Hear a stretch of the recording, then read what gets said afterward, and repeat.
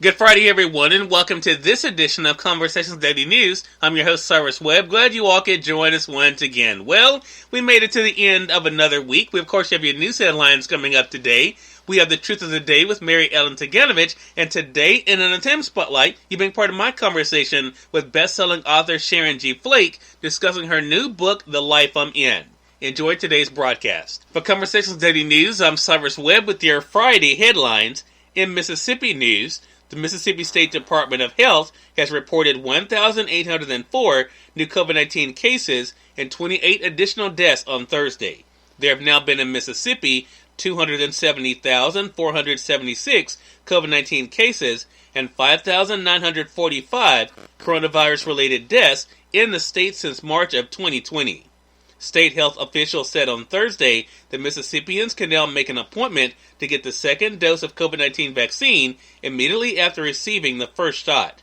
No need to wait 2 weeks before scheduling, the Mississippi State Department of Health said in the tweet. In more COVID-19 news, virus variant from South Africa detected in the United States for first time. A new variant of the coronavirus emerged on Thursday in the United States, posing yet another public health challenge in a country already losing more than 3,000 people to COVID-19 every day. The mutated version of the virus, first identified in South Africa, was found in 2 cases in South Carolina. Public health officials said it's almost certain that there are more infections that have not been identified yet. They are also concerned that this new version spreads more easily and that vaccines could be less effective against it. The 2 cases were discovered in adults in different regions of the state and do not appear to be connected. Neither of the people infected has traveled recently, the South Carolina Department of Health and Environmental Control said on Thursday. The arrival of the variant shows that the fight against this deadly virus is far from over. States including Arizona, Michigan, Ohio, Maryland, Kentucky, and Indiana are weighing proposals to limit their governors' abilities to impose emergency restrictions. The Wisconsin legislature was expected to vote on repealing the governor's mask mandate. Pennsylvania lawmakers are considering a constitutional amendment to strip the governor of many of his emergency powers. Governors argue that they need authority to act swiftly in a crisis, and limitations could slow critical emergency responses. In national news, Biden opens sign-up window for uninsured in time of COVID-19. President Joe Biden on Thursday ordered government health insurance markets to reopen for a special sign-up window, offering uninsured Americans a haven as the spread of COVID-19 remains dangerously high and vaccines aren't very widely available. Biden signed an executive order directing the healthcare.gov insurance markets to take new applications for benefits, something Donald Trump's administration had refused to do. He also instructed his administration to consider reversing other Trump healthcare policies, including curbs on abortion counseling and the imposition of work requirements for low-income people getting Medicaid. There's nothing new that we're doing here other than restoring the Affordable Care Act and restoring Medicaid to the way it was before Trump became president, Biden said as he signed the directives in the Oval Office on Thursday. He declared he was reversing my predecessor's attack on women's health. The actions were only the first steps by Biden, who has promised to build out former President Barack Obama's healthcare law to achieve a goal of coverage for all. In more national news, New York undercounted nursing home deaths by thousands, the Attorney General says. New York may have undercounted COVID-19 deaths among nursing home residents by thousands, the state attorney general charged in a report Thursday that dealt a blow to Governor Andrew Cuomo's oft-repeated claims that his state is doing better than others in protecting its most vulnerable.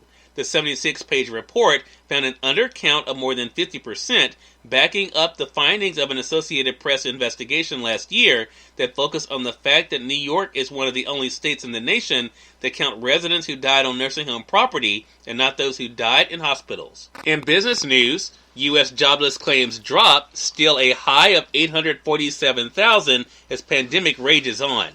The number of Americans applying for unemployment benefits fell, but remained at a historically high 847,000 last week, a sign that layoffs keep coming as the coronavirus pandemic continues to rage.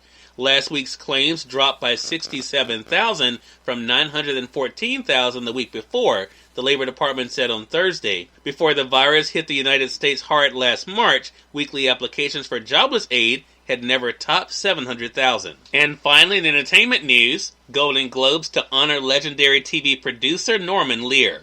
Norman Lear made his mark as a television producer who strived to explore race relation issues through his famed sitcoms All in the Family and Good Times, and now the Golden Globes will honor Lear with its TV Special Achievement Trophy. Lear will receive the Carol Burnett Award during the 78th annual ceremony on February the 28th, the Hollywood Foreign Press Association announced on Thursday. Cyrus Webb, Conversations Daily News. It's our time for the Truth of the Day with Mary Ellen CIganovich. Mary Ellen, take it away. Hi, this is Mary Ellen with your Truth of the Day. Use your blessings to aid others. There are many ways to aid people who may be in need. One way is to share your material possessions. When you share your possessions, you come to the understanding that the true joy of ownership lies in using what you own to improve the lives of others. A possession that sits untouched or isn't enjoyed is of little value to anyone. Sharing what you own helps you to make the most of your material resources by bringing joy to others. You feel gratified that your possessions are being well used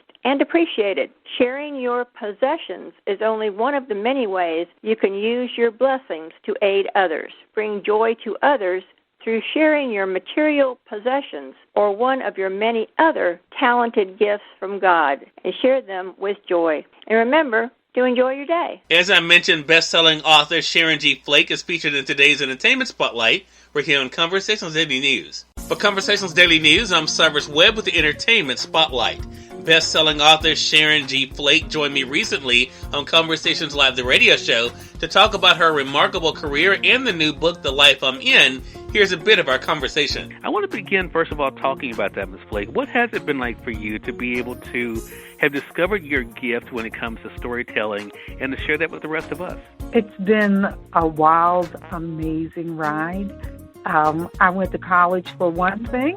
Like a lot of people, right? I went to be a doctor, but it turns out I sucked at math and science. And so, but I was pretty good at writing, thank God.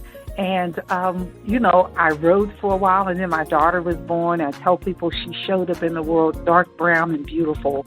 And I started getting very, very consistent about writing, like writing daily, if not several times a week.